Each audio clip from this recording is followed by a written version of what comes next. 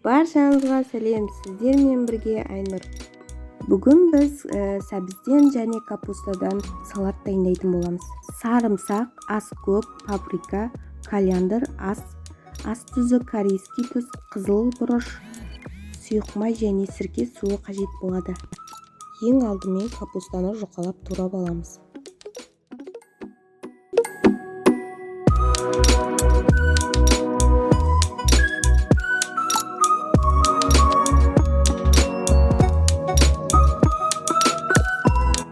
Сәбізді үкіштен өткіземіз.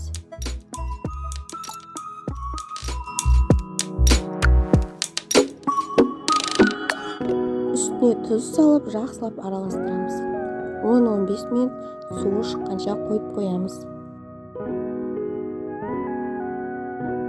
Капустаны да дәл солай тұзбенен араластырып аламыз. Сарымсақты майдалап тураймыз. Туралған сарымсақты екіге бөліп саламыз.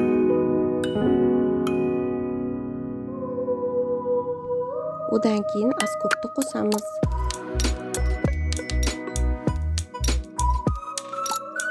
Кориандрды саламыз.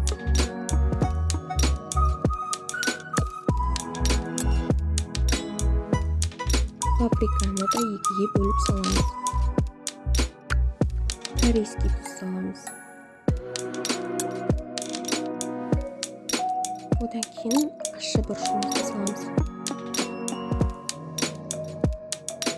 Тегерді мен мына жерде уксустың қышқылы кету үшін салдым. Үстіне 1 шай қасық сірке суын қосып, әрқайсысына 3 қасықтан сұйық май қосып араластырдым.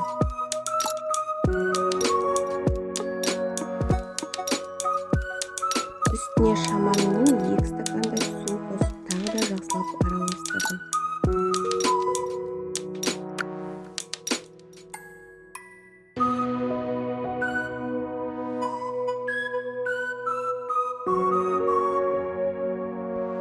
Салаттарымыз дайын болды. Егер осы рецептпен жасап көрсеңіз, видеодағыдай өте тәбетті ашарлықтай дәмді болып шығары сөзсіз.